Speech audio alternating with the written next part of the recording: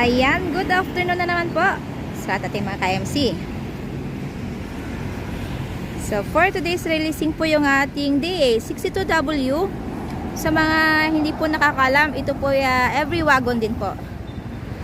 Ayan, so bago po natin simulan yung ating review, sa mga baguhan po at hindi pa po nakapag-subscribe sa aming YouTube channel, paki-like, share, and subscribe sa aming YouTube channel.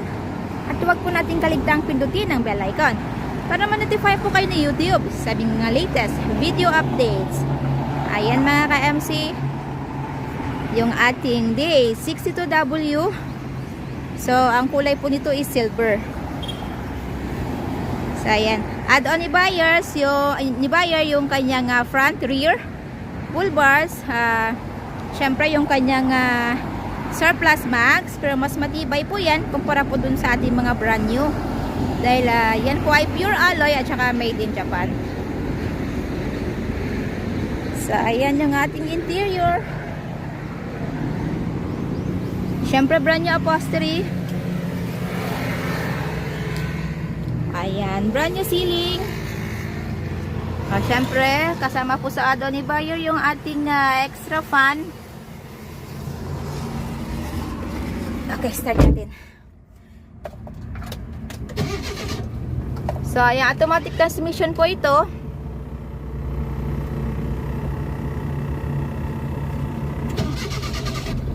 Ayan, di pa pala nakastart. Ayan. So, automatic transmission po ito. Ayan, nandito po yung kanyang gear. Siyempre, yung ating handbrake. Or yung tinatawag nating parking brake. So, andito yung sa gasoline tank. So, ayan, yung ating coils box dito sa ilalim. Ayan, dito, ayan. Siyempre, may kuting lagayan dito, glove box. So, dahil ito po ay wagon, so, power window. At saka, andito yung button ng power mirror. Ayan. Ayan.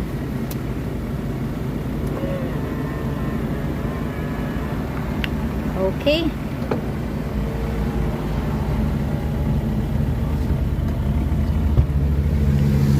So, syempre, nandito yung kanyang fog lamp button. Switch po. Ayan, nandito din po ang opening ng kanyang hood. Ayan. So, yung kanyang seat po is na-adjust po ito.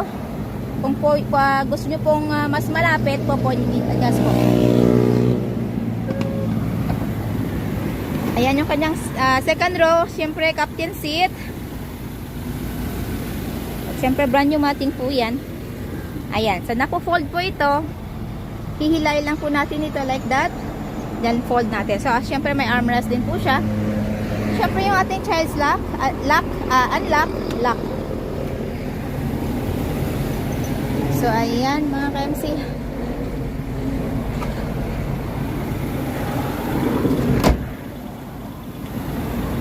Siyempre yung ating third row or yung ating compartment area. So, ayan mga ka-MC. Nagpa-add-on din po si buyer ng extra back seat sa likod. Pero yung straight po, yung ganyan po siya. Ayan. So, napo-fold din po ito. So, andito po yun. Hihilain lang po natin ito. Then, napo-fold na po itong ating sandigan. Ayan.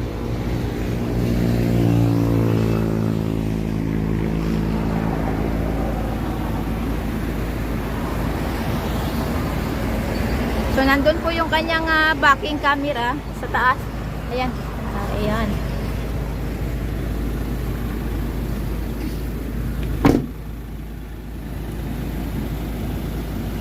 So, available po tayo sa make to order basis. We require as low as 25,000 pesos na down payment para po masimulan namin ang inyong mga unit. At ang balance, upon unit pulled out. Ayan, so upon unit pulled out po, kasama na po dun yung ating original OR and CR, which is directly under buyer's name as first owner sa Pilipinas. So, So less hassle, less worry dahil nakapangalan na po sa atin yung ating mga unit.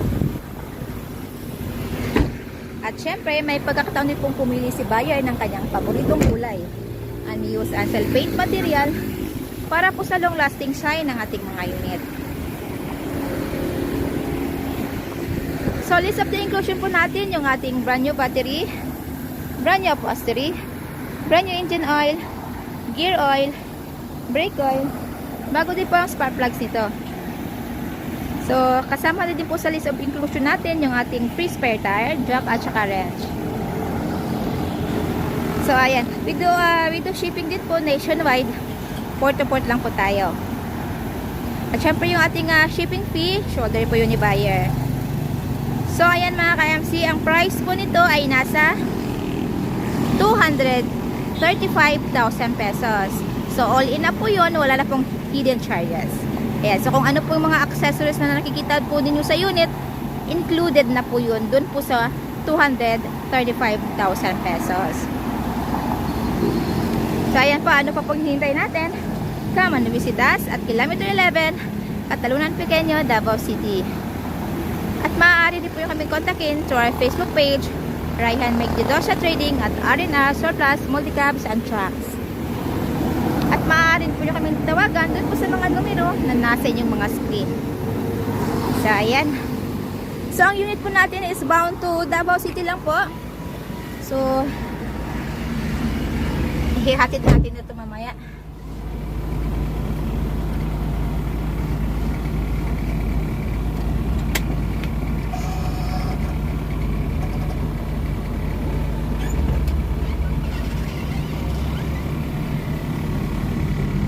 So, ulitin ko po, please like, share, and subscribe sa aming YouTube channel, Multicab TV.